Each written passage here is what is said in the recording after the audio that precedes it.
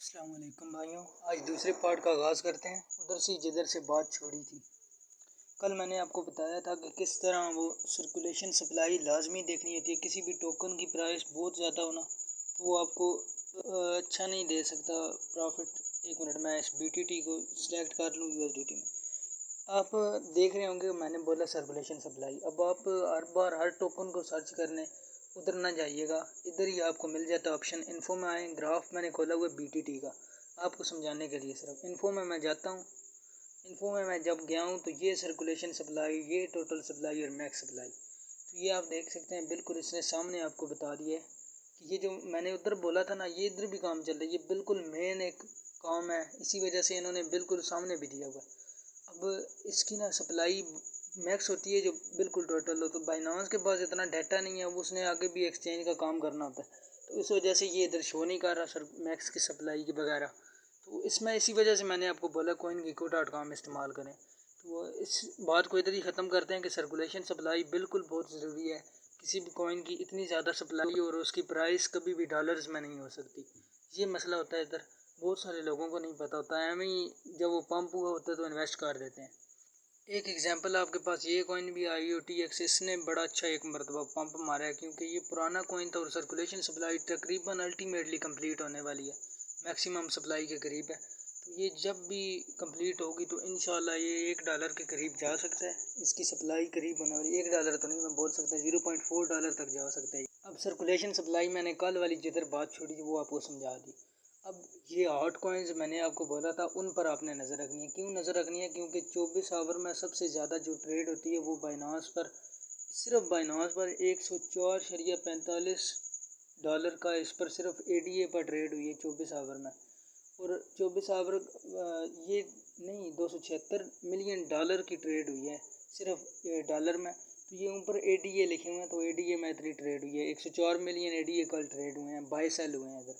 तो ये वॉल्यूम का बहुत ज़्यादा काम होता है इधर। जिसमें भी वॉल्यूम ज़्यादा इस्तेमाल हो रहा हो उसकी प्राइस परसेंटेज बड़ी अच्छी चल रही होती है, यानी कि वो इतना गेन कर रहा होता है। हॉट कॉइन्स में आप देखें तो ये कॉइन कल पंप मार चुका था, इसी वजह से आज डंप है।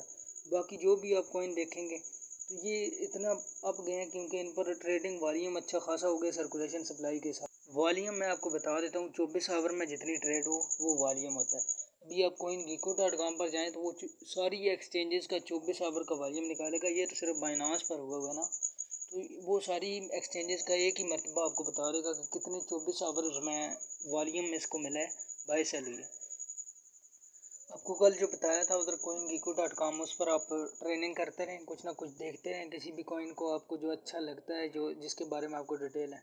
तो लोग कह रहे थे मार्केट क्रैश क्रैश, तो बैक आ चुकी है एक मरतबा। चलें, तो लोगों की बातें तो गलत हुई ना। आप बाय करके निकलना चाहते थे, 40K का वेट करना चाहते थे।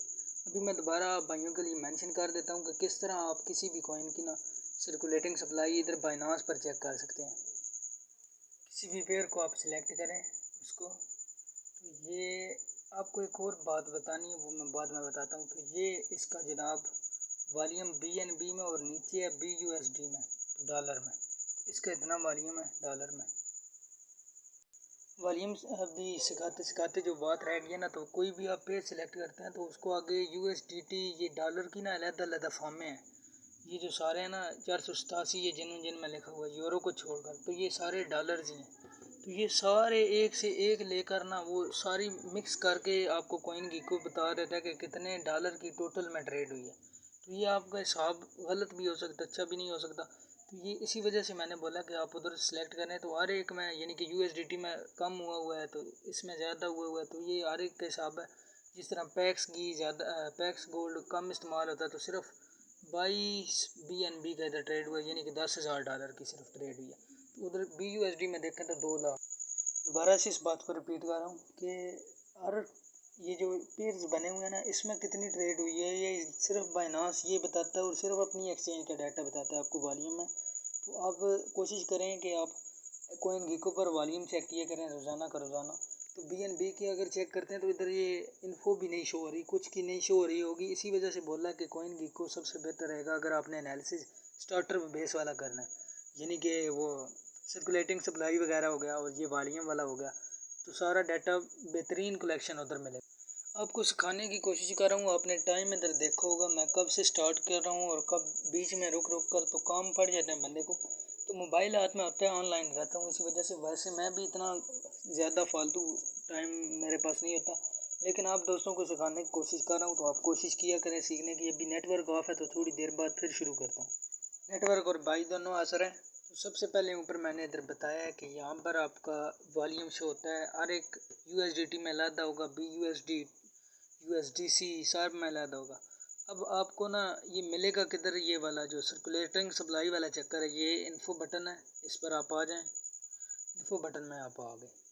अब ये वाली जो है ना मैक्सिमम सप्लाई जो बिल्कुल ओवरऑल होगी और जो टोटल है वो उसमें से खोली गई है और उसमें से जो जितने अभी चल रहे हैं वो सर्कुलेट हो रहे हैं। ठीक हो गया। तो यही चक्कर है। इधर ये ज़ीरो इधर लिखा हुआ, इधर डाटा, इधर कमी है डाटे की। तो वैसे ये सारी अच्छी डिटेल्स देते हैं बाइनास वाले भी, लेकिन रिकमेंडेड इसी वजह से कोइन गीको है आपके। अभी मुझसे कुछ लोग पूछते हैं कि एक्सचेंज का क्या काम होता है। बाइनास एक्सचेंज है, इसी तरह FXT प्रो एक्सचेंज है, प्रोबिट एक्सचेंज है। इसका एक्सचेंज का क्या काम होता है? एक्सचेंज होता है तबादला। तो बाइनास में ये क्रिप्टो की एक्सचेंज है, यानी कि क्रिप्टो में तबादला होता है लोगों का, कुछ बाय कर रहे होते हैं, कुछ सेल कर रहे होते हैं। तो यही तकरीबन कारोबार चलता है, ताजरी, यही सारा सिस्टम चलता है इनका। तो ये वाले एक्सचेंज होती हैं कि जहाँ पर बाय भी हो रहा हो और सेल भी हो रहा हो। एक टाइम पर लोग बाय करने वाले भी दाखिल होते हैं और एक टाइम पर सेल करने वाले भी होते हैं। इसको बोलते हैं सेंट्रलाइज्ड फाइनेंस। एक होते हैं कि जिसमें डायरेक्ट आपको कॉन्ट्रैक्ट वाला, जिसका कॉइन है उसको आप सेल बाय करें और बगैर कोई टाइम लिए उसी सेकंड में आपकी प्राइस जो लाइव चल रही होती है उसी के मुताबिक वो आपसे बाय कर लेता है। वो बोलते हैं डिसेंट्रलाइज्ड फाइनेंस। जैसे पैनकेक स्वैप हो गया, यूनिस्वैप हो गया, वो लॉन्ग में हम सीखेंगे अभी। एक और पूछा था कि ट्रस्ट वॉलेट का क्या क्या मैं ट्रस्ट वॉलेट ही नहीं, इसी तरह के और वॉलेट भी हैं, क्लेवर वॉलेट हो गया सारे। तो ये बेसिकली इनका मकसद ये होता है कि एक्सचेंज अपनी फ़ीस लगा देते हैं फालतू वाली, तो ये ट्रांजैक्शन फ़ीस ही करती हैं इधर। इसका एक्सचेंज अपने अपने एड्रेसेस चेंज करते रहते हैं और इसमें आपका एक पक्का फिक्स होता है। आपकी सेटिंग में एक सीड दिया होता है आपको कि जो चेंज कभी भी नहीं हो सकता। तो ये इसका फ़ायदा होता है। आगे इस ट्रस्ट वॉलेट में भी जो लोग इस्तेमाल करते हैं उसमें भी आपको बता देता हूँ। तो ये बिल्कुल ऊपर जो है ना ये ग्राफ बना हुआ, आप इधर आ जाएँ, इसमें किसी भी कॉइन का आप डाटा निकाल सकते हैं। अब इधर भी ये देखें, लोगों ने ये लिखा हुआ है, ये लोगों को पता ही नहीं होता कि मैक्स सप्लाई क्या है, टोटल सप्लाई क्या है, सर्कुलेटिंग सप्लाई क्या है। तो ये लोग बेसिकली इसको पहचानते ही नहीं है कि ये क्या हो रहा है, ये क्या चीज़ है। तो ये मैंने आपको बिल्कुल स्टार्टर में बात बताई है। ये सारे कोइंस की जिम्मेदारी एक आपको बोला जाता है कि ब्लॉकचेन की सिक्योरिटी से है। तो ब्लॉकचेन बेसिकली एक सिक्योरिटी का नाम है। ये ब्लॉकचेन कोई इदारा या इस तरह नहीं है। सिक्योरिटी टाइट जिसका इरिवर्सिबल है, जिसमें कोई प्रोसेस वापस नहीं हो सकती, यानी कि कोई भी हो जाए तो अभी ट्रांजैक्शन में प्रोसेस करता हूँ तो वापस नहीं हो सकती। तो ये है इरिवर्सिबल प्रोसेस। तो अभी मैं आपको बताने वाला हूँ कि टोकन भी होते हैं, कॉइन भी होते हैं क्रिप्टो में, आगे फिर आगे NFTs भी होते हैं। तो अभी मैं आपको बेसिकली जो चीज़ बताने वाला हूँ वो इसी वजह से ट्रस्ट वॉलेट में आया हूँ कि आप अगर देखते हैं तो ऐड कस्टम टोकन। तो ये जो है ना ये सारे कार्डेनो ADA इन दिनों में इस वजह से मशहूर है क्योंकि वो अपनी चेन खोलने लगे हैं इन्हीं दिनों में। तो मैं अभी इथेरियम, ये जो मुख्तलिफ चेन्स हैं ना इन पर टोकन लिस्ट होते हैं। अभी कुछ अपने आज़ाद टोकन्स भी हैं। ये इस तरह टोमो चेन पहले किसी और मुझे नहीं इसका मतलब, मैं अभी झूठ नहीं बोलूँगा। तो एक और टोकन मैं आपको, पोलीगॉन, ये पोलीगॉन की इतनी वैल्यू बढ़ी है इन्हीं दिनों में, इसी तकरीबन साल के अंदर, क्योंकि ये इथेरियम टोकन पर लिस्ट है और इसने अपनी स्मार्ट अपना खोला एक नेटवर्क। तो इसी वजह से अब इस पर टोकन लिस्ट होते हैं। इसकी प्राइस को काफ़ी सारा फ़र्क मिला है।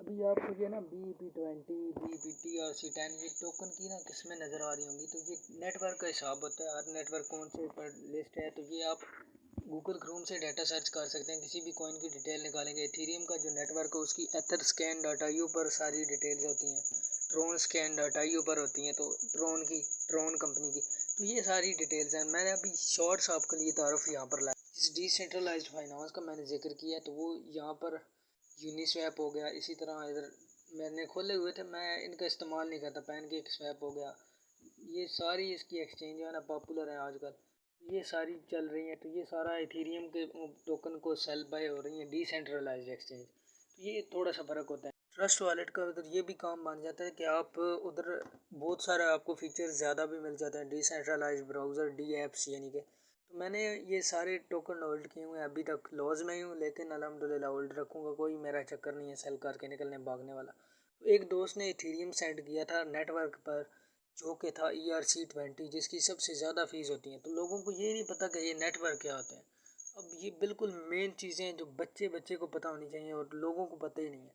तो ये ERC20 पर भी इथेरियम है, BP20 पर भी है, BP2 भी है।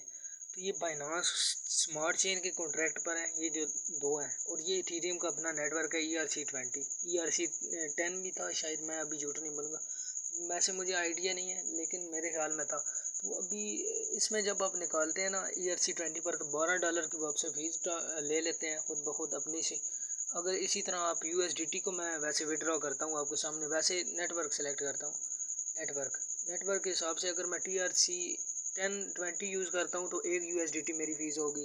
इसी तरह नेटवर्क के हिसाब से फ़ीस है। तो नेटवर्क ध्यान से समझना होता है कि कौन से नेटवर्क पर आप विड्रॉ ले रहे हैं वॉलेट में। यानी कि आपका अगर इरादा हो डिसेंट्रलाइज में जाने का, तो उधर से जल्दी उसी वक्त हो जाता है। लाइव बंदा सबसे ज़्यादा इस्तेमाल हो रहा है ना जो आजकल, वो ट्रेंड चल रहा है डिसेंट्रलाइज्ड फाइनेंस का। तो उस वजह से आपको बताया, वैसे हमने उधर जाना नहीं, आप लोगों को नेटवर्क समझाया है। कॉइन जो होते हैं वो एक अलग अपनी ब्लॉकचेन लाते हैं, जबकि जो टोकन्स होते हैं वो एक ही स्मार्ट चेन या कॉन्ट्रैक्ट के ऊपर चल रहे होते हैं। जैसे इथेरियम चेन है तो उसके ऊपर ERC20 पर टोकन है, तो वो टोकन कहलाते हैं जो किसी चेन पर लिस्ट हो, किसी की शौक हो। तो जो अलग अपनी ब्लॉकचेन लाता है उसको आप कॉइन बोलते हैं। अगला दौर NFT का दौर बोला जा रहा है। NFT नॉन फंजिबल टोकन, तो वो एक ही होती है कि जिसके पास एक बिटकॉइन है ना, तो बिटकॉइन सारे के सारे, उसका मतलब है कि NFT का नाम रखा है मैंने, मी या टू लिख दिया मैंने। तो वो टू जो होगा वो एक ही बंदे की मलकियत में हो सकती है। कोई आधा, मैं आधा इसको सेंड कर दूँ तो वो आधा उधर। तो ये दुनिया तब्दील हो रही है क्रिप्टो की वजह से। पहले सबसे पहले आपने देखा होगा स्टॉक एक्सचेंज चलती थी, फिर लोगों ने स्टॉक मार्केट में आना शुरू कर दिया जो मोबाइल वाली थी, फिर क्रिप्टो आई है, अब NFT का एवोल्यूशन आ रहा है, डिसेंट्रलाइज फाइनेंस ऐड हो गए हैं, चेन्स आ रही हैं। तो ये सारा सिस्टम सिक्योरिटी टाइट करने के लिए, कि दुनिया का जो भी निज़ाम चल रहा है वो उनकी नज़र में हो। जैसे बाइनांस की थोड़ी सी मसला हुआ था, इनको तलब कर लिया था उन्होंने सिक्योरिटी इन्वेस्टिगेशन वालों ने।